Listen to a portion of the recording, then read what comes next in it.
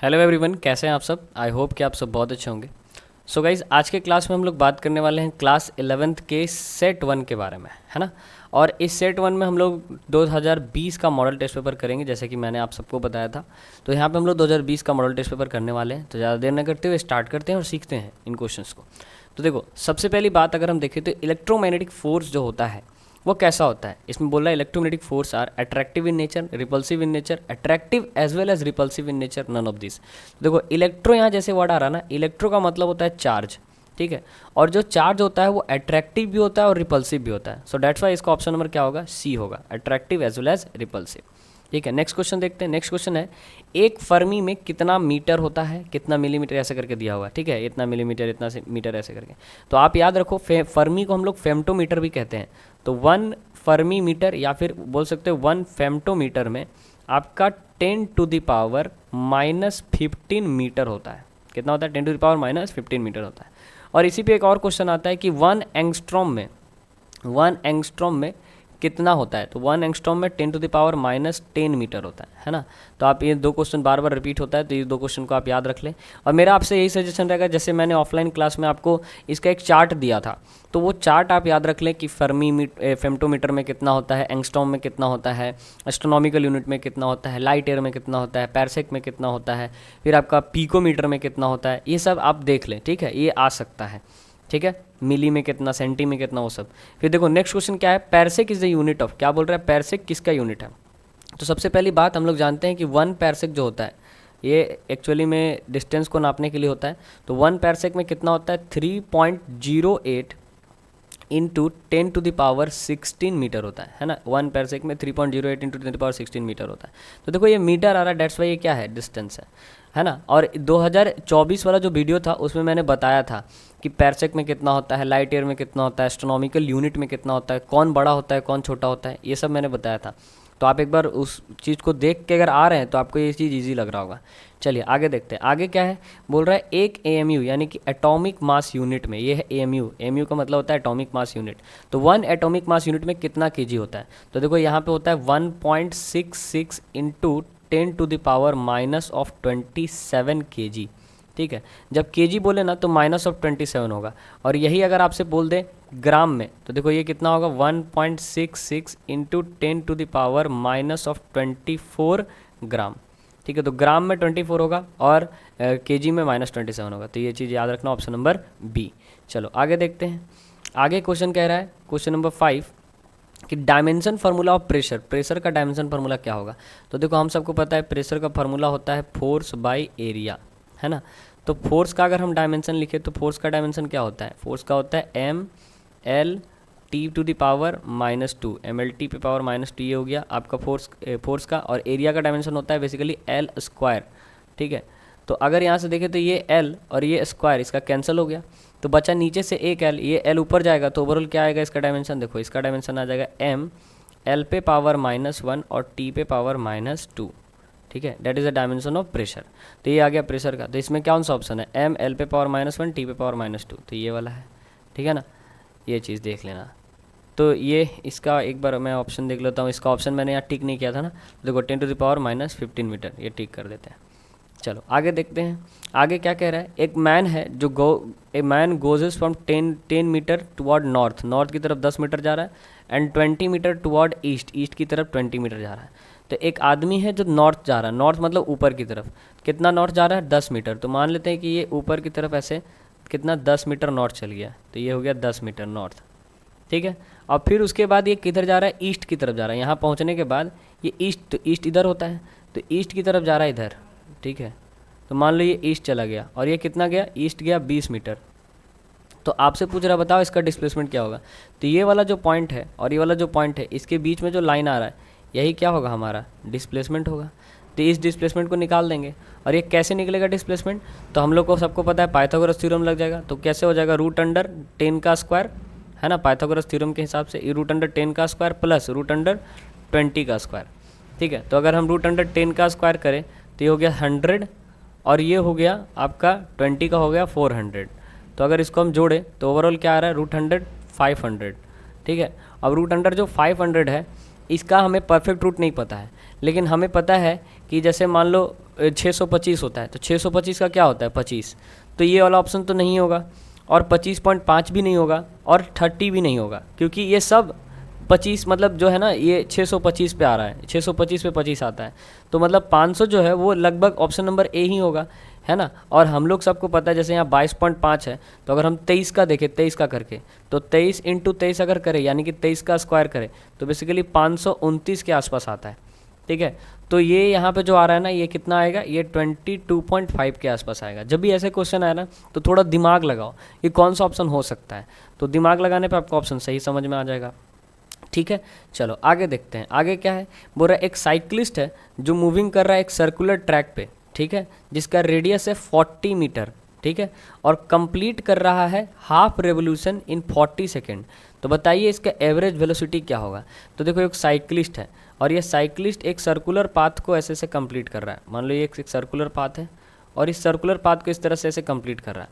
तो बोल रहा है इसका हाफ रेवोल्यूशन, हाफ मतलब आधा, आधा ये मूव कर रहा है, ठीक है, और इसका रेडियस कितना दे रखा है, रेडियस दे रखा है यहाँ से यहाँ तक रेडियस दे रखा है, ये वाला जो रेडियस है ये दे रखा है 40 मीटर, ठीक है, ये 40 मीटर दे रखा है, और ये बोल रहा आधा घूम गया, मतलब ए पॉइंट से ए पॉइंट आ गया, कितने सेकेंड में, ये आ रहा है 40 सेकेंड में, ठीक है, ये 40 सेकेंड में ये आधा घूम चुका है। तो पूछ रहा है कि एवरेज वेलोसिटी क्या होगा। तो देखो एवरेज वेलोसिटी जो होता है ना, वी एवरेज, ये बेसिकली क्या होता है, ये होता है आपका टोटल डिस्प्लेसमेंट, ठीक है, ये क्या होता है, थोड़ा सा रुक जाओ, हाँ, ये क्या होता है, total displacement by total time, है ना, ये होता है total displacement by total time, ठीक है। तो देखो ये जो टोटल डिस्प्लेसमेंट की अगर बात करें, देखो एवरेज वेलोसिटी था, एवरेज वेलोसिटी था, डैट्स वाई यहाँ पे डिस्प्लेसमेंट लग रहा। अगर यही एवरेज स्पीड पूछता ना, तो हमें इसमें बहुत ज़्यादा तिगड़म लगाना पड़ता है ना, हमें सरकमफेरेंस निकालना होता है, उसका आधा करना होता है, लेकिन यहाँ पे बोला टोटल वेलोसिटी बोला, तो वेलोसिटी में क्या होगा, टोटल डिस्प्लेसमेंट। अब तुम बताओ, अगर ये इस पॉइंट को ए मान ले और इस पॉइंट को बी मान ले, तो हमारा जो टोटल डिस्प्लेसमेंट होगा वो कौन सा होगा, ये वाला पार्ट होगा, डायमीटर इसका, ठीक है, इधर से 40 इधर से 40, तो इधर टोटल डिस्प्लेसमेंट तो ये हुआ ना सबसे छोटा पास, तो ये भी 40 है, ये भी 40 है, तो 40 कितना हो गया, लगभग 80 हो गया। तो टोटल डिस्प्लेसमेंट यहाँ आ गया 80 मीटर, और टाइम इसको कितना लग रहा है इतना कवर करने में, 40 सेकेंड लग रहा है, तो इसको 40 से डिवाइड कर दो। तो इसको जब हम लोग कट करेंगे तो ऊपर हो जाएगा 2 और नीचे आएगा 1, है ना। तो ओवरऑल क्या आना चाहिए आंसर, 2 मीटर पर सेकेंड क्या आना चाहिए आंसर, तो ऑप्शन नंबर सी होगा, ठीक है, क्लियर है, बहुत ही सिंपल सा क्वेश्चन था। चलो आगे देखते हैं, बोल रहा है motion of a particle describe equation x is equal to A X plus B T square है, ये बी टी स्क्वायर है, where a is equal to 15 centimetre, ठीक है, a आपको 15 सेंटीमीटर दे रहा है, ठीक है, पर 15 सेंटीमीटर पर सेकेंड है ये लिखा हुआ, and b is equal to 3 centimetre per second square, b आपको 3 सेंटीमीटर पर सेकेंड स्क्वायर दे रखा है। तो बताओ इसका इंस्टेंटेनियस वेलोसिटी क्या होगा 3 सेकेंड पे। तो देखो हमसे क्या पूछ रहा है कि हमसे वेलोसिटी पूछ रहा है, क्या पूछ रहा है, वेलोसिटी पूछ रहा है, इंस्टेंटेनियस पूछे, एवरेज पूछे, वेलोसिटी पूछ रहा है। तो हम सबको पता है ये जो x है, x एक तरह का डिस्प्लेसमेंट होता है, तो हम सबको पता है अगर हम वेलोसिटी निकालना चाहें तो वेलोसिटी क्या होता है, dx बाई dt होता है ना। अगर हम लोग डिफ्रेंसिएशन या कैलकुलस का हेल्प करें तो क्या होता है, dx बाई dt होता है। तो यहाँ जो x का वैल्यू है, इस x के वैल्यू को यहाँ उठा के पटक दो, तो देखो v इज इक्वल टू क्या होगा, ये बन जाएगा d by D T of, और ये जो x का वैल्यू है, x का वैल्यू क्या है, x का वैल्यू यहाँ पे हम लोग पुट कर देते हैं, ये है बेसिकली क्या a और t, और प्लस में क्या है, प्लस में है आपका यहाँ पे b और t का स्क्वायर, ठीक है, और इसको आप डिफ्रेंशिएट करो तो देखो a कांस्टेंट है, डिफ्रेंशिएशन dt का होगा, तो बेसिकली यहाँ पे क्या आ जाएगा, यहाँ पे आ जाएगा a, क्योंकि dt बाई dt 1 हो गया, तो यहाँ पे आ जाएगा क्या आपका a आ जाएगा, और यहाँ पे बच जाएगा b का डिफ्रेंशिएशन नहीं होगा, b कांस्टेंट है, और t स्क्वायर का डिफ्रेंशिएशन हो जाएगा, तो ये बेसिकली क्या हो जाएगा 2bt हो जाएगा, है कि नहीं। तो ये इस तरह से आपका इसका क्या हो रहा है, डिफ्रेंशिएशन हो रहा है। अब देखो इसमें जो भी चीज़ आया इसका वैल्यू पुट कर दो। अब बताओ a का वैल्यू कितना दे रखा है, a का वैल्यू दे रखा है 15, ठीक है, प्लस 2, b का वैल्यू कितना दे रखा है, b का वैल्यू दे रखा है हमें 3, ठीक है, और टाइम का वैल्यू कितना दे रखा है, टाइम भी हमें दे रखा है 3। अब इसको सॉल्व कर दो, तो ये आ गया 15 और 2 3 जा 6, 6 3 जा 18, तो 15 प्लस 18 आ रहा है, और 8 5 कितना हो गया 13, तो लगभग 33 आना चाहिए। तो ओवरऑल इसका जो आंसर आएगा वो कितना आ जाएगा, 33 आ जाएगा, 33 सेंटीमीटर पर सेकेंड, ठीक है, तो ऑप्शन नंबर ए होगा, ठीक है। चलो आगे देखते हैं, आगे आ जाते हैं क्वेश्चन नंबर 9 में। बोल रहा है area under the acceleration time graph. बोल रहा है एक्सिलरेशन टाइम ग्राफ का एरिया क्या रिप्रेजेंट करेगा। तो आपको मैं एक चीज़ बता दूं, एरिया पे जब भी ग्राफ पे क्वेश्चन आएगा ना तो दो टर्म में आएगा, एक आएगा स्लोप के टर्म में और एक आएगा एरिया के टर्म में। ठीक है, तो देखो जब भी स्लोप के टर्म में आएगा ना तो स्लोप के टर्म में कैसे आएगा, जैसे वेलोसिटी का फॉर्मूला अगर पूछेगा तो आएगा वो डिस्प्लेसमेंट बाय टाइम। ठीक है यार, ये हाँ डिस्प्लेसमेंट बाय क्या हो गया, टाइम। तो अगर तुमसे पूछेगा कि slope of displacement time graph क्या देता है तो वेलोसिटी, याद रखना slope of displacement time graph velocity देगा। उस तरह से बोल देगा स्लोप ऑफ डिस्प्लेसमेंट की जगह बोल देगा डिस्टेंस टाइम ग्राफ। देखो ये वेलोसिटी है तो वेलोसिटी के ऊपर वेक्टर लगाते हैं, और जो स्पीड होता है उसके ऊपर वेक्टर नहीं लगाते हैं, लेकिन दोनों को भी से ही दिखाते हैं। बहुत बच्चा लोग स्पीड को एस से दिखा देता है, लेकिन वो गलत है, भी से ही दिखाया जाता है, बस वेलोसिटी में वेक्टर का साइन लग जाता है। तो अगर तुमसे बोलेगा कि slope of distance time graph है ना, बोलेगा slope of distance time graph, तो वो क्या होगा, वो होगा स्पीड। ठीक है, अब मान लो ऐसे तुमसे बोल देगा कि slope of velocity time graph. ठीक है, यहाँ दे देगा वेलोसिटी और इधर नीचे दे देगा टाइम, तो बोलेगा कि slope of velocity time graph, तो क्या तुमको दे देगा, एक्सीलरेशन दे देगा। ठीक है, तो ये याद रखना स्लोप। और एरिया में देखो कैसे बनता है क्वेश्चन, एरिया में क्या बनेगा कि एरिया अंडर पूछेगा या फिर तुमसे पूछेगा कि एरिया। तो देखो अगर वेलोसिटी और टाइम को मल्टीप्लाई करें, एरिया मतलब मल्टीप्लाई, तो तुम खुद से सोचो वेलोसिटी और टाइम को मल्टीप्लाई करोगे तो तुमको क्या मिलने वाला है, डिस्प्लेसमेंट मिलने वाला है।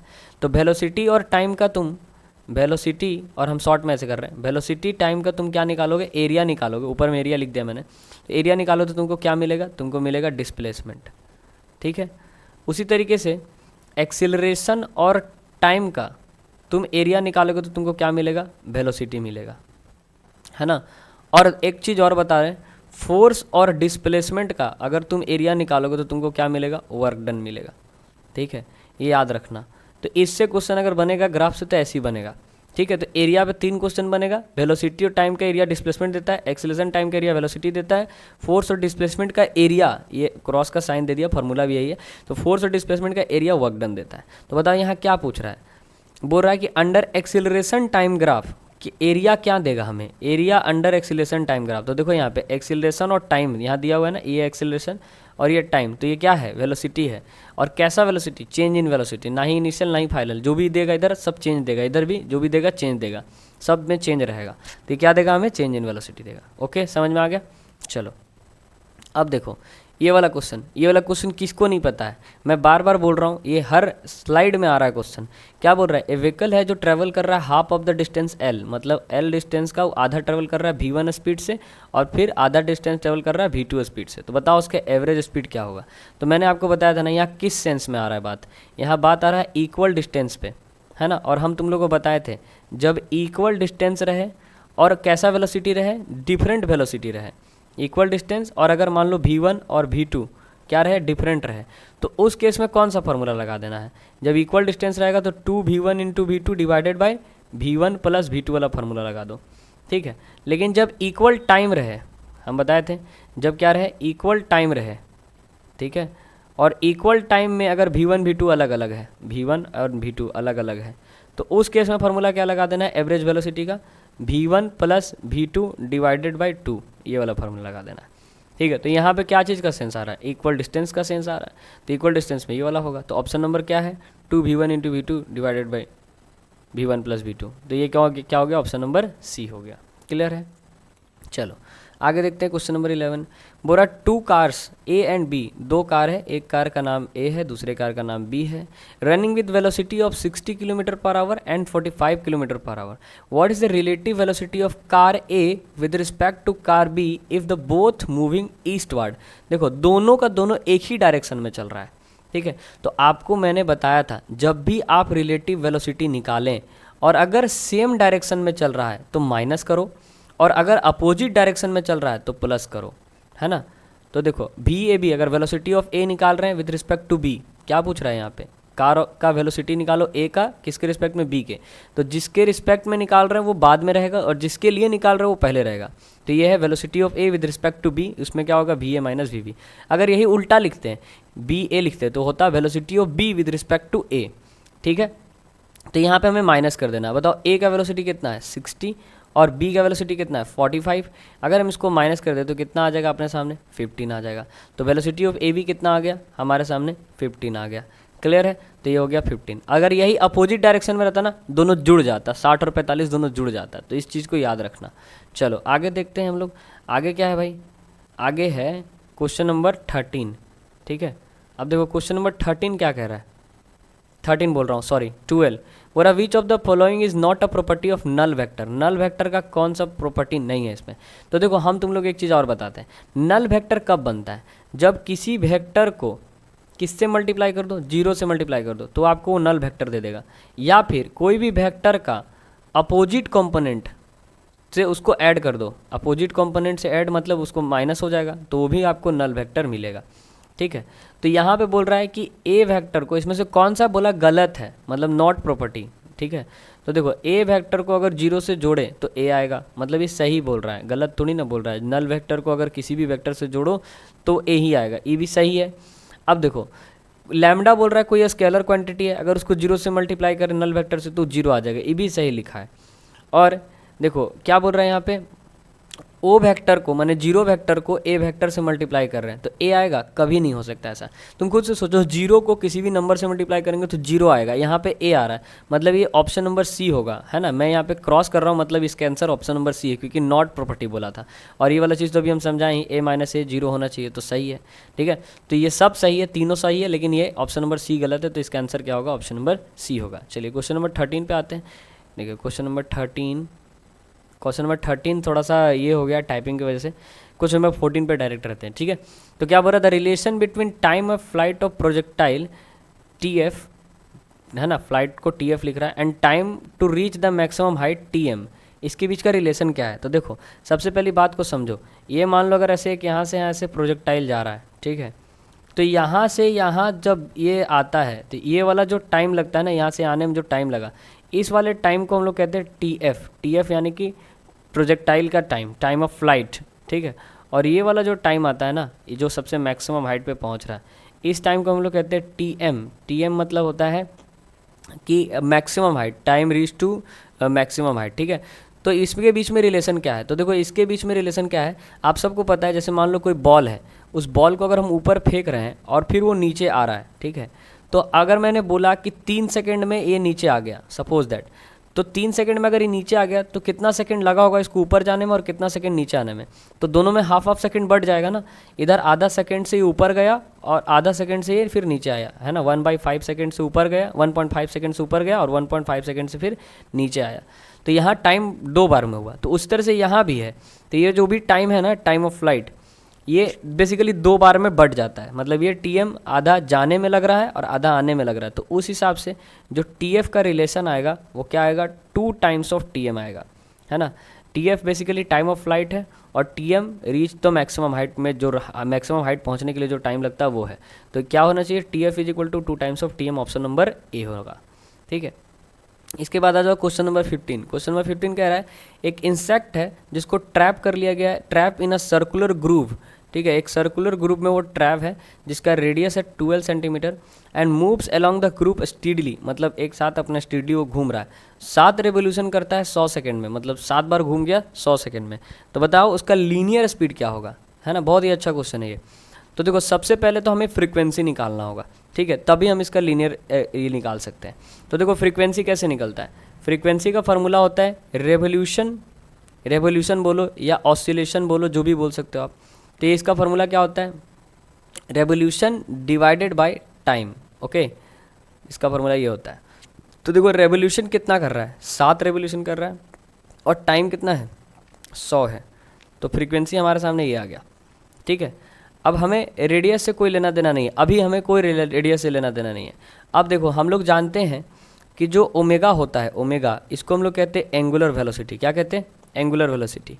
और इसके सामने फार्मूला होता है 2πf। क्या होता है, 2πf। तो अगर हमें ओमेगा निकालना है तो हम क्या करेंगे, इस फ्रीक्वेंसी में 2π को मल्टीप्लाई कर देंगे। अब तो आप सोच रहे हो कि सर ओमेगा क्यों निकाल रहे हो, थोड़ा देर में समझ में आ जाएगा। 2 × पाई का वैल्यू रख दो 22/7 और फ्रीक्वेंसी को मल्टीप्लाई कर दो। फ्रीक्वेंसी कितना है, फ्रीक्वेंसी हो जाएगा 7/100। ठीक है, तो अब देखो ये वाला जो 7 है ये कैंसिल हो गया, ये 7 कैंसिल हो गया। ओवरऑल यहाँ पे क्या आ रहा है 44 डिवाइडेड बाय 100, है ना, क्योंकि देखो 22 इंटू 2 44, 44/100, तो लगभग इसको सॉल्व करें तो कितना आ जाएगा 0.44 आ जाएगा। ठीक है, तो ये हमें क्या मिल गया, ये हमें ओमेगा मिल गया। ठीक है, और आप सब ने पढ़ा है, इसके नेक्स्ट लेक्चर में भी मैंने बताया था, omega is the angular velocity, और एंगुलर वेलोसिटी का अगर लीनियर वेलोसिटी के साथ रिलेशन देखें तो रिलेशन क्या होता है, तो वो रिलेशन होता है आपका, लीनियर वेलोसिटी को हम लोग v से दिखाते हैं और एंगुलर वेलोसिटी को हम लोग r ओमेगा लिखते हैं। तो अब समझ में आया कि r क्यों दिया था, तो r आपका कितना है, r आ गया 12, और ओमेगा आपने कितना निकाला, अब ओमेगा आपने निकाला 0.44। ठीक है, अब बस इसको आप मल्टीप्लाई कर दो, है ना, 12 इंटू 0.44, और जो भी मल्टीप्लाई करके आंसर आएगा वो आपका आंसर होगा। तो इसको मल्टीप्लाई करके आई थिंक मेरे हिसाब से अगर यहाँ से हम लोग पॉइंट हटाएं तो 44 बाई कुछ करके आएगा, तो इसके हिसाब से जो इसका आंसर आएगा लगभग 5.3 के आसपास आएगा, है ना। तो 5.3 आएगा, आप इसको सॉल्व कर लेंगे, है ना, ये कितना है 5.3 आएगा। ठीक है, तो ट्रिक देखोगे कैसे बनाना है, पहले हमने फ्रीक्वेंसी निकाला, फ्रीक्वेंसी से ओमेगा निकाला और फिर ओमेगा से लीनियर निकाल दिया, क्योंकि हमसे पूछ रहा लीनियर स्पीड, है ना। तो लीनियर स्पीड के लिए पहले हमें एंगुलर स्पीड तो पता चले, ये तो एंगुलर में घूम रहा है, तो पहले एंगुलर स्पीड पता चल गया, फ्रीक्वेंसी से एंगुलर स्पीड निकाल लिए और फिर उसके बाद उसको लीनियर में चेंज कर दिए। तो बहुत ही सिंपल सा चीज़ था, बहुत ही कोई दिक्कत वाली बात नहीं थी, आप चाहे तो आराम से कर सकते थे इसको। ठीक है, चलो अब आगे देखते हैं क्वेश्चन नंबर 16 को। बोल रहा है एक स्टोन है, ठीक है, और उस स्टोन का जो मास है वो है 1 kg। ठीक है, और इसको एक फ्लोर पे लाई किया गया, मतलब फ्लोर पे रखा गया, किसके फ्लोर पे, ट्रेन के फ्लोर पे, और वो ट्रेन 1 मीटर पर सेकंड स्क्वायर से एक्सिलरेट करा था। बताओ कितना फोर्स लगेगा।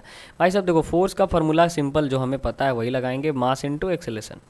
ठीक है, तो हमारे सामने मास कितना दे रखा है 1 kg, एक्सीलरेशन कितना दे रखा है 1, तो ओवरऑल हमारा जो फोर्स आएगा वो कितना आएगा 1 आएगा, तो 1 न्यूटन का फोर्स होगा। ऑप्शन नंबर बी हो जाएगा, है ना, कोई बहुत बड़ा अच्छा क्वेश्चन नहीं था, सिंपल सा था।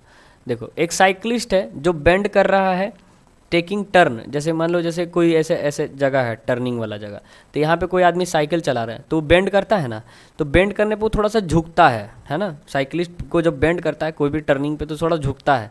वो पूछ रहा है क्यों झुकता है, फ्रिक्शन को रिड्यूस करने के लिए? नहीं, अगर फ्रिक्शन को रिड्यूस करने के लिए झुकेगा तो स्लिप करके गिर जाएगा, तो ये ऑप्शन तो होगा ही नहीं।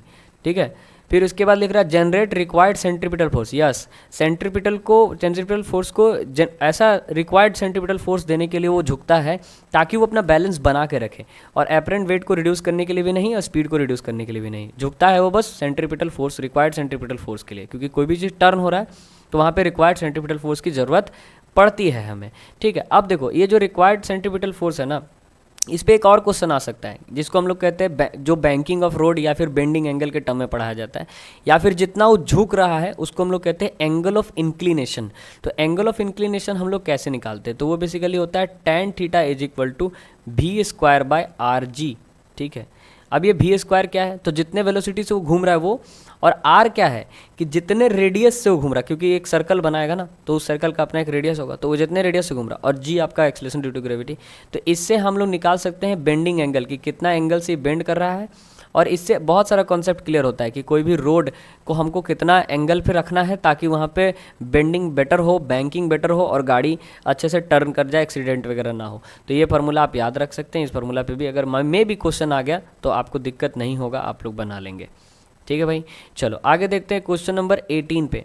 देखो क्वेश्चन नंबर 18 क्या कह रहा है, a book lying on a table, एक बुक को टेबल के ऊपर रखा गया, तो what is the angle between the action of the book on the table and the reaction of the table on the book. मतलब एक्शन और reaction के बीच में, देखो यहाँ एक्शन पूछ रहा है, इधर ऊपर में एक्शन पूछा, नीचे रिएक्शन पूछ रहा है, तो इसके लिए पहले आपको फ्री बॉडी डायग्राम जानना जरूरी है। जैसे मान लो ये देखो, ये एक टेबल है मान लेते हैं, अब इस टेबल के ऊपर एक बुक रखा हुआ है, सपोज दैट ये बुक है, ठीक है, तो इस बुक के द्वारा जो टेबल पे एक्शन लग रहा है वो क्या लग रहा है, वो लग रहा है नीचे की साइड में, और वो क्या लग रहा है mg।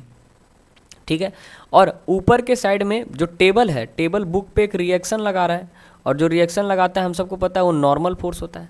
तो ये हो गया हमारा mg एक्शन और ये हो गया रिएक्शन नॉर्मल फोर्स। तो बोल रहा है इनके बीच में एंगल कितना है, तो तुम खुद से देखो यार, यहाँ पे कितना एंगल है, यहाँ पे 180 डिग्री का एंगल है ना, तो ऑप्शन नंबर क्या हो जाएगा, ऑप्शन नंबर डी हो जाएगा 180 डिग्री। चलो ठीक है, ये क्वेश्चन हो गया। अब आगे देखते हैं, बोल रहा है प्रोडक्ट ऑफ फोर्स और डिस्प्लेसमेंट। यार किसको नहीं पता है फोर्स और डिस्प्लेसमेंट का प्रोडक्ट क्या होता है, आप सबको पता होगा, वर्क होता है है ना। तो ये बहुत ईजी क्वेश्चन था। अब देखो आगे देखते हैं। A boy lift a mass of 1 kg to the height of 1 metre in 20 second. तो बताओ कि the power of the boy, ठीक है। तो देखो हमसे क्या पूछ रहा है कि एक बॉय है जिसने मास 1 kg का मास को 1 मीटर हाइट तक लेके गया 20 सेकेंड में। तो बताओ उसका पावर कितना है। तो सबसे पहली बात, हम अगर पावर देखें तो पावर का फॉर्मूला क्या होता है। पावर का फॉर्मूला होता है एनर्जी बाई टाइम। क्या होता है? एनर्जी बाई टाइम, या फिर बोल सकते हो वर्क बाई टाइम। तो वही चीज़ है, एनर्जी बाई टाइम ले लो, वर्क बाई टाइम ले लो। अब देखो ये एनर्जी जो है, यहाँ पे हमें मास दिया है, हाइट दिया है, और बोला जी को 10 ले लीजिए। तो हम यहाँ पे अगर हाइट पे कोई चीज़ जा रहा है तो हम यहाँ पोटेंशियल एनर्जी निकाल सकते हैं, और पोटेंशियल एनर्जी हो जाएगा mgh बाई जो हमारा टाइम दे रखा है। टाइम कितना दे रखा है? जो भी दे रखा है, अभी टाइम टी ही लिख के देखते हैं। तो m कितना है? m दिया है 1, g कितना दे रखा है 10, और हाइट कितना दे रखा है? हाइट भी दे रखा है 1, है ना। और नीचे टाइम जो है, टाइम कितना दे रखा है? 20 सेकेंड। तो ओवरऑल हमारे सामने कितना आ जाएगा? 10/20 आएगा। और 10/20 को अगर हम कट करेंगे तो लगभग ये 0.5 आएगा, क्योंकि 1/2 आएगा और 2 से डिवाइड करेंगे 1 को, तो 0.5 के आसपास आएगा, है ना, 0.5। तो यहाँ पे क्या आ जाएगा? 0.5 वाट, क्योंकि पावर का ऐसा यूनिट क्या होता है? वाट होता है। जेम्स वाट ने बताया था इस वजह से। चलो आगे देखते हैं। 21 number, a ball of mass m collides with the wall. एक बॉल है जिसका मास m है, और वो एक वॉल से टकरा रहा है, जिसका कितने स्पीड से टकरा रहा है? v स्पीड से। फिर वो रिबाउंड कर जा रहा है, मतलब बैक आ रहा है, ठीक है, ऑन द सेम लाइन, ठीक है, उसी लाइन पे वापस आ जा रहा है with the same speed. Speed भी क्या है? सेम है। बोल रहा है if the mass of wall, बोल रहा है कि अगर वॉल के मास को आप इन्फानाइट टेकन कर ले, मतलब बहुत ज़्यादा, तो देन इतना ज़्यादा कि उस वॉल को कोई फर्क ही नहीं पड़ा वैसा, तो बताओ वर्क डन क्या होगा? Work done by a ball on the ball, मतलब बॉल के द्वारा कोई वर्क डन हुआ है बॉल पे, कितना हुआ है कि नहीं।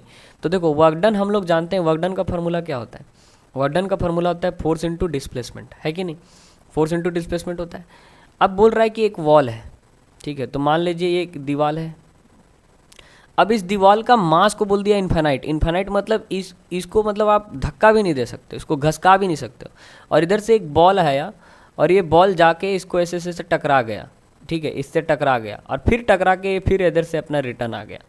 तो ये बॉल जो है, बॉल टकरा के रिटर्न आ गया। क्या इस बॉल ने इस वॉल को कोई इफेक्ट दिया? मतलब इस दीवार को कोई इफेक्ट दिया? क्योंकि देखो यहाँ क्या पूछ रहा है, work done by wall, sorry work done by ball, ball के द्वारा work done on the wall, wall पे कोई वर्क डन हुआ या नहीं। तो देखो बॉल तो घसका ही नहीं, तो यहाँ पे कोई भी वर्क डन नहीं हुआ, क्योंकि वर्क डन किस पे डिपेंड करता है? डिस्प्लेसमेंट पे। और ये दीवार तो घसक ही नहीं रहा है, तो इस हिसाब से यहाँ पे दीवार पे कोई वर्क डन नहीं होगा। भले बॉल पे वर्क डन हुआ है दीवार के रिस्पेक्ट में, लेकिन इस दीवार पे कोई वर्क डन नहीं। और हमसे तो दीवार का ही वर्क डन पूछ रहा है ना, कि बताओ भाई दीवार पे कितना वर्क डन हुआ बॉल के द्वारा, तो इस पर कितना हुआ? 0 हुआ, ठीक है ना, क्योंकि डिस्प्लेसमेंट नहीं हुआ। There is a no displacement, so that's why there is a no work done, ठीक है। चलो आगे देखें। आगे क्या है? For which of the following does the centre of mass, बोरा इसमें से कौन सा फॉलोइंग जिसमें सेंटर ऑफ मास लाई करेगा आउटसाइड द बॉडी, ठीक है। सेंटर ऑफ मास आप सबको पता है कि सेंटर जहाँ पे होता है, मतलब किसी भी बॉडी का एक सेंटर ऑफ मास होता है जिसपे उसका सारा मास कंसंट्रेटेड होता है। तो बोल रहा है एक पेंसिल है, तो पेंसिल का सेंटर ऑफ मास हम लोग ढूंढ सकते हैं, वो तो या तो उसके बीच में होगा या तो उसके सेंटर पे होगा। एक शॉर्ट पुट है, शॉर्ट पुट मतलब एक गोला जो होता है ना वो, तो उसका भी सेंटर ऑफ मास मिल सकता है। एक डाइस है, डाइस मतलब जो होता है ना लूडो छक्का खेलने वाला वो, तो वो डाइस का भी हम लोग देख सकते हैं। लेकिन ये बोल रहा है एक चूड़ी, बैंगल का सेंटर ऑफ मास नहीं होगा।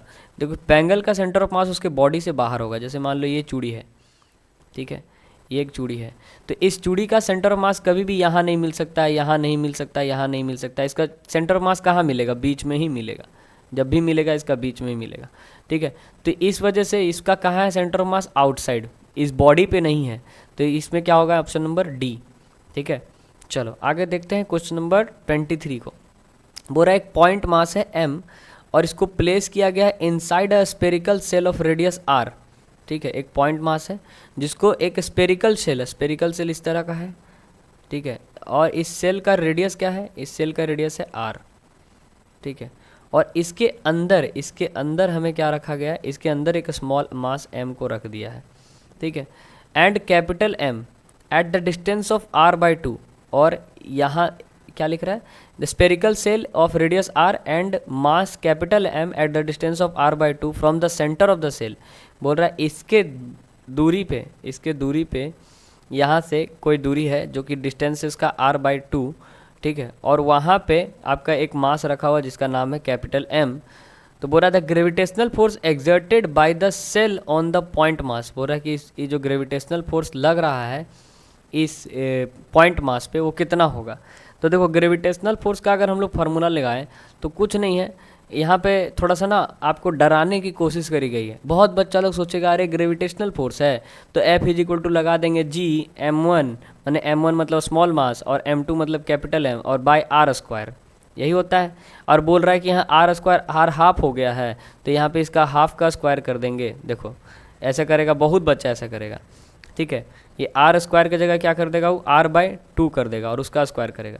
तो और जब इसका स्क्वायर करेगा तो 2 का स्क्वायर क्या हो जाएगा 4 हो जाएगा। तो F इज इक्वल टू क्या हो जाएगा, यहाँ आ जाएगा ऊपर में 4 और नीचे आ जाएगा GM और capital M divided by r²। और ये सोचेगा कि यही आंसर है जो है यहाँ ऑप्शन नंबर डी में दे रखा है, लेकिन ये ऑप्शन होगा ही नहीं, क्योंकि हमें क्या बोल रहा है फोर्स एक्सर्टेड बाय सेल के द्वारा क्या फोर्स लग रहा है एक पॉइंट मास पे। तो याद रखिएगा इनसाइड द सेल कोई भी फोर्स नहीं लगता है, फोर्स यहाँ पे क्या होगा 0 होगा, है ना। तो बहुत ही ट्रिकिएस्ट टाइप का क्वेश्चन था ये, तो ऑप्शन नंबर सी होगा यहाँ पे 0 होगा, ठीक है। आप यहाँ तक कि गूगल में भी इस क्वेश्चन को सर्च करोगे ना, इस वाले क्वेश्चन को, तो इसका भी आंसर आपको फ्लक्चुएट करता हुआ दिखेगा, उल्टा सीधा आंसर है, ठीक है। क्योंकि यहाँ पे मेन जो है ना जैक बोर्ड का भी कुछ गलती है, ये वर्डिंग्स थोड़ा सही नहीं है, ठीक है। अगर वर्डिंग सही रहता तो इस हिसाब से इसका आंसर आपको सही समझ में आता। खैर जो भी है, हमें तो बस सॉल्व करने से मतलब है। चलो आते हैं क्वेश्चन नंबर 24 पे। क्वेश्चन नंबर 24 क्या कह रहा है, the escape velocity of 10 gram body from the earth is 11.2 kilometre per second square ignoring air resistance. बोल रहा है एस्केप वेलोसिटी 10 ग्राम बॉडी का कितना है। एस्केप वेलोसिटी आप सबको पता है क्या होता है, जिससे कोई बॉडी एस्केप कर जाए और दोबारा अर्थ पे वापस ना आए, और कितना होता है 11.2 किलोमीटर पर सेकेंड। बोल रहा है कि 10 ग्राम का कोई मास है जिसका एस्केप वेलोसिटी इतना दे रखा है और एयर रेसिस्टेंस को इग्नोर कर दो, ठीक है। और फिर पूछ रहा था escape velocity of 10 kg of iron ball from the earth will be. तो बताओ 10 kg का कितना होगा, ठीक है। तो ये एक बात याद करो, मैंने आप लोग को पढ़ाया है कि जो एस्केप वेलोसिटी होता है वो किसका फार्मूला क्या होता है, √2GRE। अब एक बच्चा बोलेगा नहीं सर ऐसा तो नहीं था, ऐसा भी था फार्मूला, तो ऐसा था सर √2GM/RE, ऐसा था। तो ऐसा भी फार्मूला था और ऐसा भी था, लेकिन इन दोनों में देखो कहीं भी मास ऑफ ऑब्जेक्ट का जिक्र हो रहा है क्या, यहाँ पे इन दोनों में कहीं भी मास ऑफ ऑब्जेक्ट का जिक्र नहीं है। यहाँ पे जो भी है प्लानेट का है, ये जो कैपिटल एम है मास ऑफ प्लानेट का है, मास ऑफ ऑब्जेक्ट का जिक्र ही नहीं है। तो यहाँ क्या बोल रहा है 10 ग्राम को फेंकें तो 11.2 से फेंके, तो बताओ 10 kg को कितना से फेंकेंगे। भाई 10 kg के लिए भी उतना ही होगा, क्योंकि मास ऑफ ऑब्जेक्ट पे डिपेंड ही नहीं करता है। मैंने शुरू में ही बोला था 10 ग्राम फेंको, 10 kg फेंको, 1 टन फेंको, कोई भी चीज़ अगर अर्थ से फेंको तो 11.2 से ही फेंकना पड़ेगा, तो वह उसके वेलोसिटी होगा, ठीक है, मतलब बाहर चला जाएगा, ठीक है। चींटी को फेंको, हाथी फेंको, अगर एयर रेसिस्टेंस को इग्नोर करके फेंकते हो तो, ठीक है। तो इसका ऑप्शन नंबर सी ही होगा, सेम होगा, क्लियर है। अब इसके बाद हम लोग बात करते हैं क्वेश्चन नंबर 25 पे, ठीक है। तो देखो क्वेश्चन नंबर 25 क्या है, बोरा स्ट्रेस इज अ, बहुत मस्त क्वेश्चन है। बोरा स्ट्रेस कैसा क्वांटिटी है। तो देखो स्ट्रेस का अगर हम लोग फार्मूला देखें ना भाई, तो स्ट्रेस का फार्मूला क्या होता है, उसका फार्मूला होता है फोर्स बाय एरिया। ओके, क्या होता है फार्मूला, फोर्स बाय एरिया। तो यहाँ पे बहुत बच्चा लोग सोचता है कि फोर्स आ गया मतलब स्ट्रेस वेक्टर क्वांटिटी है, ठीक है, स्केलर तो होगा ही नहीं। और बहुत बच्चा लोग सोच लेता है वेक्टर है। डायमेंशन लेस भी बहुत कोई सोच लेता है। तो देखो डायमेंशन लेस स्ट्रेन होता है, ठीक है, स्ट्रेस नहीं होता है, क्योंकि स्ट्रेन में क्या होता है, स्ट्रेन में होता है change in dimension by original dimension, ठीक है, ओरिजिनल डायमेंशन। तो ई वाला जो चीज़ है ना, इसका नो यूनिट होता है, इसका कोई यूनिट नहीं होता है, एक नंबर है, स्ट्रेन एक तरह का नंबर है, तो एक नो यूनिट है और ना ही इसका कोई डायमेंशन होता है। याद रखना बाबू, ना कोई यूनिट ना कोई डायमेंशन, किसका, स्ट्रेन का। लेकिन स्ट्रेस जो है ना, स्ट्रेस ना ही स्केलर क्वांटिटी है ना ही वेक्टर क्वांटिटी है। ये कैसा क्वांटिटी है, ये एक तरह का टेंसर क्वांटिटी है। कैसा क्वांटिटी है, ये टेंसर क्वांटिटी है। अब आप सोचोगे सर ये टेंसर क्वांटिटी क्या होता है। तो देखो टेंसर क्वांटिटी के बारे में थोड़ा सा मैं यहाँ डिटेल कर दूँ। टेंसर क्वांटिटी उस तरह के क्वांटिटी को कहते हैं जिसका नॉट स्पेसिफिक डायरेक्शन होता है। डायरेक्शन होता है लेकिन इसका कोई एक पर्टिकुलर डायरेक्शन नहीं होता है। नॉट स्पेसिफिक डायरेक्शन मतलब जैसे किसी भी चीज़ का एक स्पेसिफिक डायरेक्शन होता है तो उसको हम लोग वेक्टर बोलते हैं ना, लेकिन इसका कोई स्पेसिफिक डायरेक्शन नहीं होता है। ठीक है, ये अपने डायरेक्शन के चेंज होने से वैल्यूज़ को चेंज कर देता है, इस वजह से ये टेंसर क्वांटिटी कहलाता है। तो टेंसर क्वांटिटी होता है स्ट्रेस, और करंट भी एक तरह का टेंसर क्वांटिटी है, क्लास 12 में आप लोग पढ़ोगे। ठीक है, तो याद रखना स्ट्रेस एक टेंसर क्वांटिटी है। अच्छा क्वेश्चन है, बहुत बच्चा इसमें गलत करेगा। चलो आगे देखते हैं। बोला according to Hooke's law of elasticity, stress को अगर हम इंक्रीज करें, स्ट्रेस इज इंक्रीजेज, तो the ratio of stress to strain. देखो बहुत बच्चा इसमें भी गलती करता है। देखो हुक्स लॉ, पहली बात होता क्या है, हुक्स लॉ क्या होता है एक्चुअली में, इसको समझो। हुक्स लॉ जो होता है उसमें क्या कहा जाता है कि जो स्ट्रेस है, क्या है, जो स्ट्रेस है वो डायरेक्टली प्रोपोर्शनल है किसके, स्ट्रेन के। Stress is directly proportional to strain, Hooke's law ये कहता है जितना स्ट्रेस बढ़ाओगे उतना स्ट्रेन बढ़ेगा। लेकिन यहाँ क्या कह रहा है कि अगर हम स्ट्रेस को बढ़ाएं तो रेशियो क्या होगा स्ट्रेस और स्ट्रेन का। तो देखो अगर हम प्रोपोर्शनलिटी हटाते हैं तो हम सबको पता है फिजिक्स में एक पाप है कि अगर आप प्रोपोर्शनलिटी हटाओ तो आपको एक कांस्टेंट लगाना पड़ेगा। ठीक है, तो यहाँ पे हम एक कांस्टेंट लगाते हैं और ये कांस्टेंट को स्ट्रेन से मल्टीप्लाई कर दे, सपोज दैट, यही होगा ही, क्योंकि हम प्रोपोर्शनलिटी हटाएं तो एक कांस्टेंट लग गया। अब देखो अगर हम इस कांस्टेंट का वैल्यू निकालें, ध्यान से देखना, अगर हम इस कांस्टेंट का वैल्यू निकालें तो क्या आएगा, वो आएगा स्ट्रेस बाय स्ट्रेन। ठीक है, तो आप यहाँ पे एक बार एक चीज़ को ध्यान से देखो, अगर हम स्ट्रेस बढ़ा रहे हैं तो इसके रेशियो पे कोई फ़र्क पड़ रहा है, रेशियो तो अभी भी कांस्टेंट है ना भाई। स्ट्रेस तुम कितना भी बढ़ा लो इसका रेशियो कांस्टेंट रहेगा, तो इसीलिए ऑप्शन नंबर डी रहेगा। अगर यही बोलता कि स्ट्रेस आप बढ़ा रहे हैं तो खाली स्ट्रेन में क्या होगा, ठीक है, खाली स्ट्रेन में क्या होगा, स्ट्रेस नहीं देता, बोलता खाली स्ट्रेन में क्या होता, तो स्ट्रेन भी बढ़ेगा। अगर स्ट्रेस बढ़ा रहे तो स्ट्रेन भी बढ़ेगा, लेकिन अगर रेशियो बोल दिया तो रेशियो कांस्टेंट रहेगा। बहुत ही अच्छा क्वेश्चन है, बहुत बच्चा लोग जोश जोश में इसको गलत कर देता है, लेकिन ऐसा नहीं। चलो आगे देखते हैं।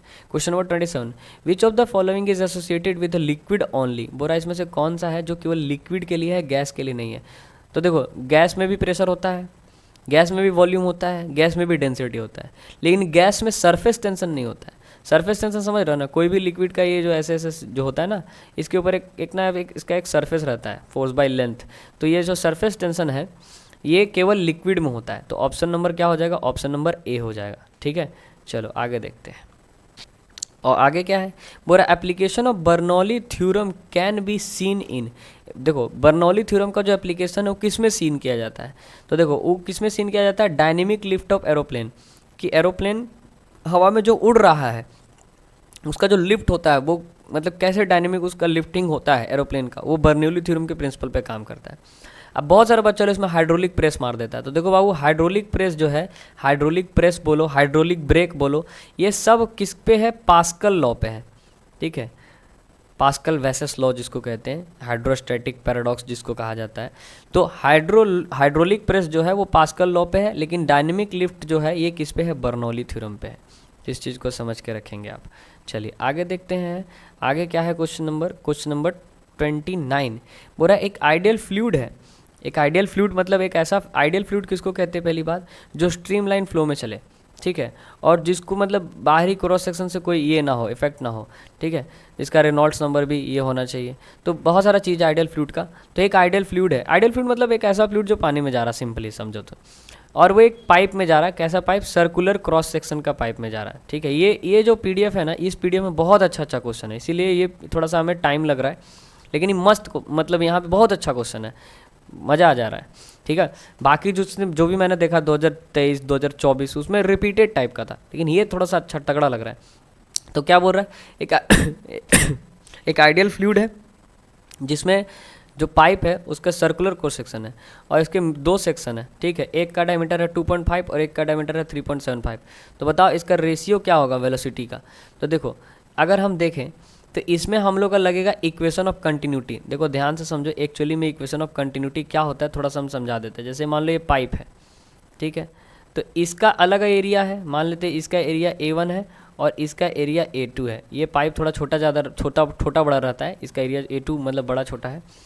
और यहाँ पे जो लिक्विड जा रहा है ये V1 वेलोसिटी से जा रहा है, मान लो इसका एरिया छोटा है, और यहाँ पे जो लिक्विड निकल रहा है ये V2 वेलोसिटी से निकल रहा है। तो यहाँ पे हम लोग लगाने वाले हैं इक्वेशन ऑफ कंटिन्यूटी। क्या लगाएंगे? Equation of continuity. ठीक है, तो इक्वेशन ऑफ कंटिन्यूटी क्या होता है? तो देखो इक्वेशन ऑफ कंटिन्यूटी में क्या होता है, V1A1 is equal to V2A2। ठीक है, V1A1 is equal to V2A2। V1 क्या है? वेलोसिटी है। तो अगर हम इसका रेशियो देखें तो A1/A2 जो होगा वो किसके बराबर होगा?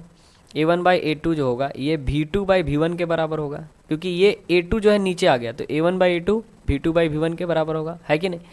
तो अब यहाँ पे देखते हैं, हमें यहाँ पे एरिया दे रखा है, डायमीटर दे रखा है। तो अगर हम एरिया का फार्मूला लगाएं तो एरिया का फार्मूला क्या होगा? डायमीटर का आधा करेंगे तो रेडियस होगा। तो एरिया क्या होता है? πr² होता है। तो r को हम क्या लिख देंगे?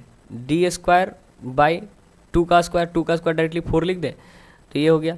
अब ये देखो 1 के लिए तो ये हो गया d1, उसी तरह से पाई, और दूसरे के लिए लगाएंगे तो क्या हो जाएगा? d2 का स्क्वायर डिवाइडेड बाई 4, और इधर आ गया हमारा पास V2 और V1, क्योंकि हमको इसी का रेशियो चाहिए। अब तुम खुद से सोचो, पाई तो ऐसे भी कैंसिल हो गया, यहाँ से ये 4 ऐसे भी कैंसिल हो गया। तो अगर हम देखें तो ये जो V2/V1 है वो किसके बराबर आएगा? वो आएगा d1 का स्क्वायर डिवाइडेड बाई, यहाँ आ जाएगा d2 का स्क्वायर। ठीक है, अब इसका स्क्वायर कर दो, तो इसका स्क्वायर कितना है? देखो d1 कितना है? 2.5, इसका स्क्वायर कर देना है, और इधर से कर देना है d2 यानी कि आपका 3.75, इसका स्क्वायर कर देना है। और जब इसका स्क्वायर करके आप रेशियो को ये करेंगे तो ओवरऑल आपका आएगा 9/4। ठीक है, और 9/4 आएगा तो इस हिसाब से V2 और V1 का जो रेशियो आएगा वो क्या आ जाएगा? 9:4 आ जाएगा। तो ऑप्शन नंबर ए होगा आपका। ठीक है, आप इसको करके चेक कर सकते हैं, ऐसे बहुत बड़ा हो जाएगा वीडियो कैलकुलेशन करेंगे तो।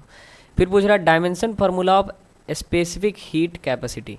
देखो स्पेसिफिक हीट कैपेसिटी का फार्मूला क्या होता है? Q = mc × ΔT, है ना, ये होता है स्पेसिफिक हीट। ठीक है, तो अगर हम यहाँ से C निकालें तो C = क्या हो जाएगा? C = हो जाएगा Q/m × ΔT, यही होता है ना स्पेसिफिक हीट कैपेसिटी, है ना। मैंने ऑफलाइन क्लास में भी इस चीज़ को पढ़ा रखा है। Q क्या है? अमाउंट ऑफ हीट है। तो अमाउंट ऑफ हीट एक तरह का एनर्जी है, तो इसका हमें डायमेंशन देखना है। तो डायमेंशन, एनर्जी का डायमेंशन क्या होता है? Q के लिए एनर्जी है तो इसका डायमेंशन क्या हो जाएगा? ml² T⁻⁻², और मास का डायमेंशन क्या हो जाएगा? मास का डायमेंशन m हो जाएगा। और ये जो डेल T है, ये T है, डेल T यानी कि टेम्परेचर का डायमेंशन क्या हो जाएगा? केल्विन हो जाएगा। तो देखो यहाँ से मास और मास कैंसिल हो गया, तो जो C का आएगा वो C का क्या आएगा? C = क्या आ जाएगा? यहाँ से बच रहा है L², ठीक है, और यहाँ से T⁻⁻² और K⁻⁻1 ये बच रहा है। और अगर m नहीं है तो m⁻0 है, तो देखो यही वाला ऑप्शन होगा, ऑप्शन नंबर डी, m⁻0। ये जो साइन है ना, ये वाला जो साइन, ये पावर को दिखा रहा है, ठीक है ना, टाइपिंग में नहीं हो पाया है उस तरह से। तो m⁻0, L⁻2, T⁻⁻2 और K⁻⁻1, तो ऑप्शन नंबर डी हो जाएगा। ठीक है, चलो आगे देखते हैं। क्वेश्चन नंबर 31 बोला dimension formula of thermal conductivity. देखो थर्मल कंडक्टिविटी क्या होता है आप सबको पता है, फिर भी मैं एक बार थोड़ा सा आपको यहाँ पे डायग्राम के थ्रू समझा देता हूँ, जो बच्चों ने नहीं पढ़ा है इस चीज़ को उसके लिए। ठीक है, ये हीट चैप्टर का पार्ट है। आप सबको पता है कि यहाँ से अगर हम कोई भी क्यू अमाउंट का हीट दे रहे हैं और हम यहाँ पे एक थर्मोमीटर लगा करके रखें, सपोज दैट यहाँ पे हम एक थर्मोमीटर लगा करके रखें, ये एक पहला थर्मोमीटर है, और इसी के बगल में हम एक दूसरा थर्मोमीटर लगा के रखें। ठीक है, समझ जाना, थर्मोमीटर थोड़ा टेढ़ा मेढ़ा हो गया। ठीक है, तो दो थर्मोमीटर हम यहाँ पे लगा के रखे हैं, और यहाँ इसका जो एरिया ऑफ क्रॉस सेक्शन है, ये इसका area of cross section A है। और ये वाला जो थर्मोमीटर है, ये थर्मोमीटर आपको यहाँ जो टेम्परेचर आ रहा है ये θ1 है, और यहाँ जो टेम्परेचर आ रहा है ये θ2 है। और इसका टेम्परेचर ऑब्वियस ही बात है ज़्यादा है, क्योंकि इधर से हम हीट दे रहे हैं, और इसका टेम्परेचर थोड़ा कम होगा। और इसके बीच में जो दूरी है, इस दूरी को हम डी से दिखाते हैं। ठीक है, और यहाँ से यहाँ जो हमें हीट फ्लो करने में टाइम लग रहा है वो स्मॉल टी है। तो जो हमारा ये अमाउंट ऑफ हीट है ना, वो किसके डायरेक्टली प्रोपोर्शनल होता है? According to law of thermal conductivity क्या होता है? जो Q है, इसको मैं इसलिए बता रहा हूँ ताकि आप डायमेंशन ईजिली कर पाओ, क्योंकि इसमें एक और भी चीज़ आएगा, उसको हम लोग समझते हैं। तो ये जो Q है वो डायरेक्टली प्रोपोर्शनल तीन चीज़ पे होता है। पहली बात तो एरिया पे डायरेक्टली प्रोपोर्शनल होगा, ये वाला जो एरिया दिया है उस पर। दूसरी बात इसके चेंज इन टेम्परेचर यानी कि θ1 माइनस θ2 पे डायरेक्टली प्रोपोर्शनल होगा। और तीसरी बात, यहाँ से यहाँ जो टाइम लग रहा है उस पर डायरेक्टली प्रोपोर्शनल होगा। और इन्वर्सली प्रोपोर्शनल किस पे होगा? डिस्टेंस पे, वाला जो डिस्टेंस दे रखा है ना उस पे इन्वर्सली प्रोपोर्शनल होगा। तो हम सबको पता है जब ये प्रोपोर्शनलिटी हटेगा तो एक कांस्टेंट आएगा। तो Q इज इक्वल टू क्या आ गया? एक कांस्टेंट आ गया KA, और यहाँ बन जाएगा θ1 माइनस ऑफ θ2, और यहाँ T, और नीचे में आ गया डिवाइडेड बाय D। अब देखो बाबू, ये जो K है ना, इसी K को हम लोग कहते हैं थर्मल कंडक्टिविटी, या फिर बोल सकते हो कोफिशिएंट ऑफ थर्मल कंडक्टिविटी। तो हमसे इस K का ही यूनिट पूछ रहा है, इस K का ही डायमेंशन पूछ रहा है, ठीक है। तो अगर हम इस K का डायमेंशन निकालने की कोशिश करें तो K इज इक्वल टू क्या आ जाएगा? ये D उधर चला जाएगा तो ये बन गया Q इंटू D, ठीक है। और बाकी जो चीज़ें वो नीचे आ जाएंगी। A इधर आ गया θ1 माइनस θ2, ठीक है, और इधर आ गया नीचे में T। अब इन सब का डायमेंशन का वैल्यू पुट कर दो, ठीक है, इन सब का डायमेंशन का वैल्यू पुट कर दो, कहानी खत्म। तो देखो K, अब देखो ये जो Q है, Q एक्चुअली में हीट एनर्जी है, तो इसका हो गया mL² T पे पावर -2, है ना। और D एक तरह का क्या है? आजा भाई, हाँ, D एक तरह का क्या है? D एक तरह का लेंथ है, तो इसके लिए L हो गया। और नीचे आ जाओ, एरिया भी एक तरह का लेंथ है, तो इसके लिए L² हो गया। और θ1 माइनस θ2 एक तरह का टेम्परेचर है, तो टेम्परेचर के लिए केल्विन हो गया, है ना। जैसे मान लो 20 केल्विन में से 10 केल्विन को घटाएं तो केल्विन ही ना आएगा यार, तो ये θ1 माइनस θ2 के ही आएगा केल्विन। और टाइम के लिए क्या हो गया? सेकेंड हो गया। तो सेकेंड को सेकेंड से नहीं, सॉरी यहाँ सेकेंड लिख दिया मैंने। इसको हम लोग को किससे दिखाना है? थोड़ा सा, हाँ, इसको हम लोग को किससे दिखाना है?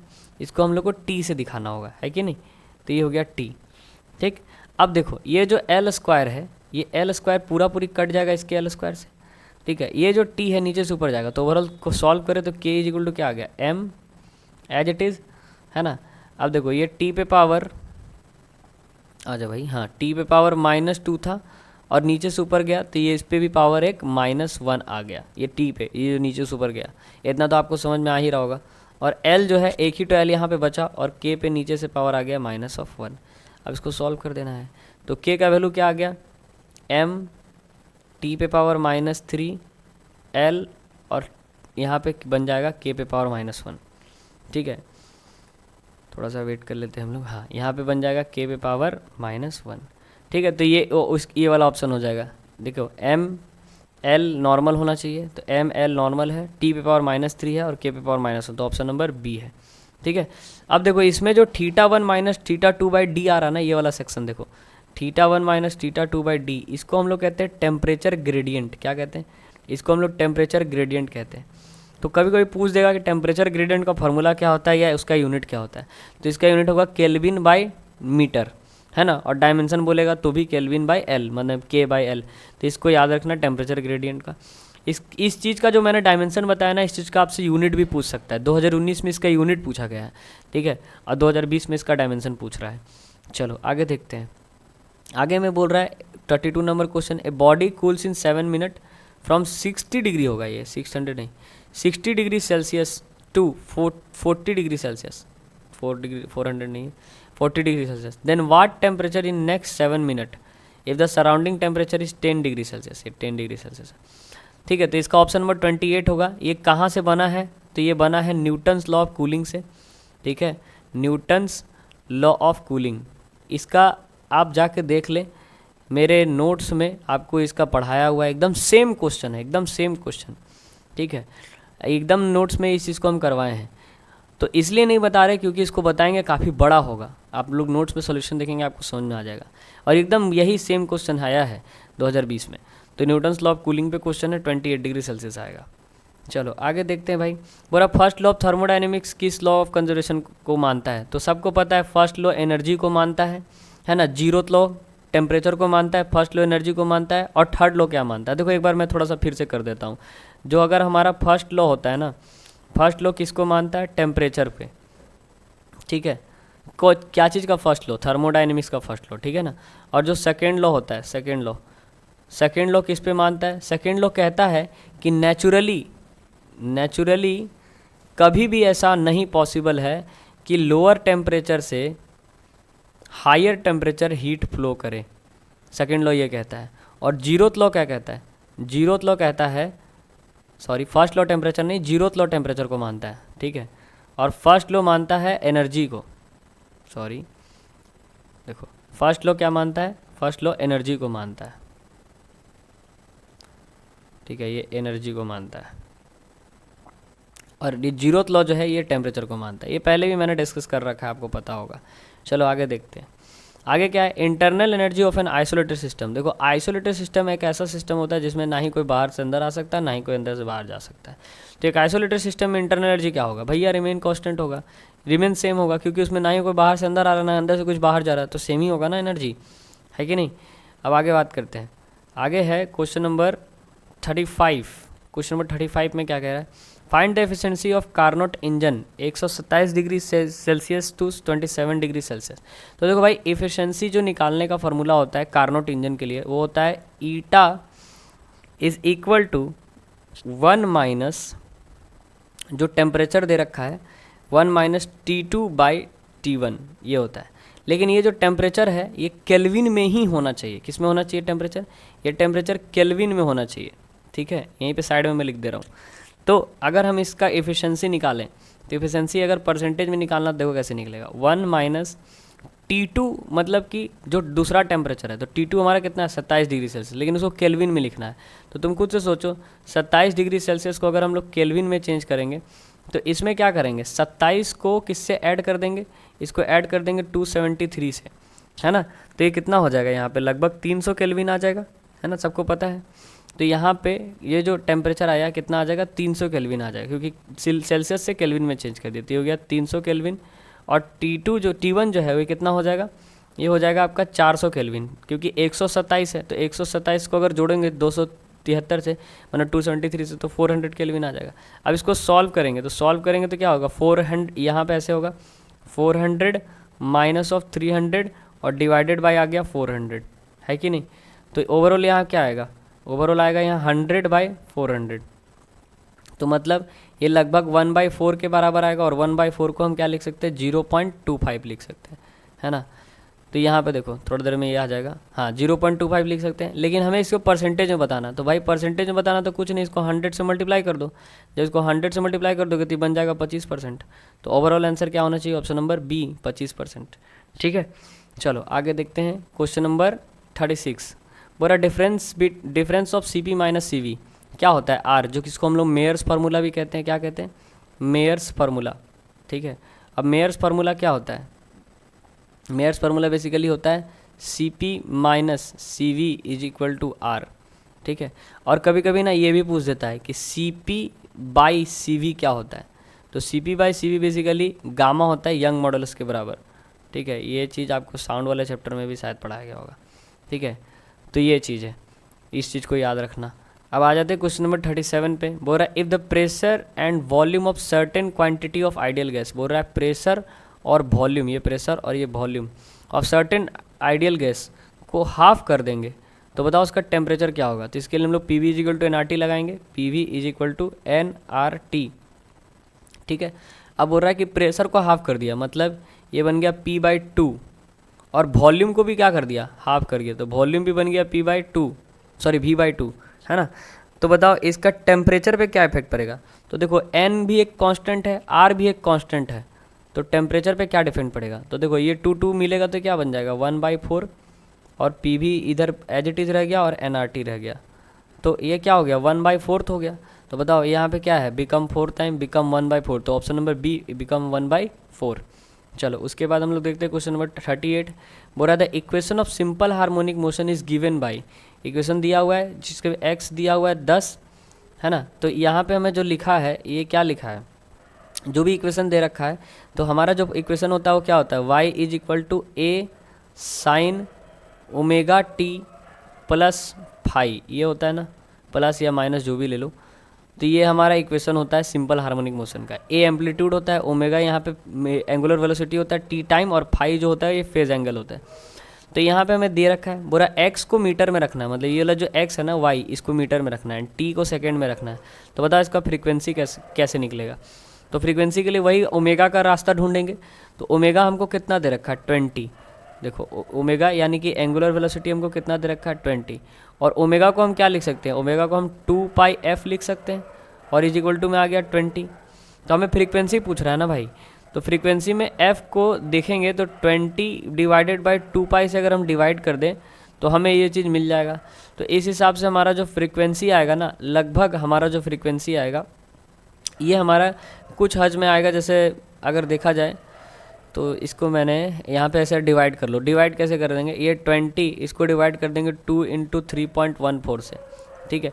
तो अगर हम लोग इसको डिवाइड करेंगे भाई तो ये लगभग 3.18 के बराबर आएगा, 3.18 हज के बराबर, ठीक है। ये चीज़ है ना, कुछ आंसर्स जो होते हैं इसको सॉल्व नहीं, मतलब सॉल्व करने में बहुत टाइम लग जाता है, इसलिए मैं डायरेक्टली बता देता हूँ, है ना। तो चलो 38 हो गया। अब 39 नंबर बोल रहा है एक प्रोग्रेसिव वेव है जिसमें रिप्रेजेंट किया जा रहा है y = 10 sin 100π, अगेन वही चीज़ है जिसमें x और y दोनों मीटर में है, ठीक है। And t is the second. बताओ मैक्सिमम पार्टिकल वेलोसिटी, हमसे क्या पूछ रहा है, मैक्सिमम पार्टिकल वेलोसिटी। तो बताओ मैक्सिमम पार्टिकल वेलोसिटी क्या होगा, ओमेगा होगा, है ना। ओमेगा कितना है, देखो ओमेगा अगर हम यहाँ से देखें तो मैक्सिमम पार्टिकल वेलोसिटी कैसे निकलेगा, मैक्सिमम पार्टिकल वेलोसिटी के लिए इसको थोड़ा सा मैं आपको अच्छे से समझाता हूँ। याद रखना जब भी ऐसा कुछ क्वेश्चन पूछे मैक्सिमम पार्टिकल वेलोसिटी, तो इसके लिए फार्मूला क्या हो जाएगा, इसके लिए जो मैक्सिमम वेलोसिटी होता है वी मैक्स, इसके लिए फार्मूला हो जाएगा ओमेगा × एम्पलीट्यूड, ठीक है। तो ओमेगा हमारे सामने कितना दे रखा है, ये 100 वाला जो है ये ओमेगा ही तो है। तो इसको अगर हम 100 को इसके एम्पलीट्यूड से मल्टीप्लाई कर दें, एम्पलीट्यूड कितना दे रखा है 10 दे रखा है, अभी तो आपने देखा। तो इसको मल्टीप्लाई कर दे तो यहाँ पे टोटल क्या आ जाएगा 1000 आ जाएगा। तो ये 1000 पाई मीटर पर सेकंड, ऑप्शन नंबर डी होगा, ठीक है। अब इसके बाद हम अपना लास्ट क्वेश्चन देख रहे हैं। लास्ट क्वेश्चन में क्या बोल रहा है, the Doppler effect is applicable for. देखो डॉपलर इफेक्ट होता क्या है कि जैसे जैसे साउंड का सोर्स आपसे दूर जाएगा वैसे वैसे इसका इंटेंसिटी घटते जाएगा, एक सिंपल भाषा में समझे तो, ठीक है। जैसे जैसे दूर जाएगा या जैसे जैसे आपके सामने आएगा वैसे वैसे इसका इंटेंसिटी बढ़ते जाएगा, जैसे जैसे दूर जाएगा इसका इंटेंसिटी घटते जाएगा। जैसे होता है ना डीजे, अगर आपसे दूर जा रहा है तो आपको डीजे का साउंड कम सुनाई देता है, कोई हॉर्न बजाता हुआ गाड़ी आपके सामने आ रहा तो आपको हॉर्न बहुत ज़्यादा नॉइस करता है। उसी तरीके से लाइट में भी होता है, अगर कोई लाइट बहुत दूर से आ रहा तो उसका इंटेंसिटी कम होता है, सामने आ रहा तो लाइट का इंटेंसिटी ज़्यादा हो जाता है। तो डॉपलर इफेक्ट कह रहा है कि किसके लिए एप्लीकेबल है, केवल साउंड के लिए, केवल लाइट के लिए, या दोनों के लिए। तो दोनों के लिए, क्योंकि दोनों में वही चीज़ हमें देखने को मिलता है, तो बोथ साउंड एंड लाइट, ठीक है। तो इसी के साथ आपका ये टोटल 40 क्वेश्चन कवर होता है, ठीक है। इसके बाद वाले स्लाइड में हम लोग 2019 का करेंगे, और ट्रस्ट मी अगर आप ये पिछले 5 साल का 5 ईयर का भाई क्वेश्चन बना के चल जाते हो तो आप आराम से 30 क्वेश्चंस अटैम्प्ट करोगे। आप क्वेश्चन बनाने समय ही आपको समझ में आ रहा होगा, ठीक है। तो इसी के साथ इस वीडियो को एंड करते हैं। Thanks for watching this video, और अपने स्टडी को एकदम पीक पे रखो, ठीक है। तो चलो मिलते हैं नेक्स्ट क्लास में जहाँ पे हम लोग बात करेंगे 2019 के क्वेश्चन के बारे में।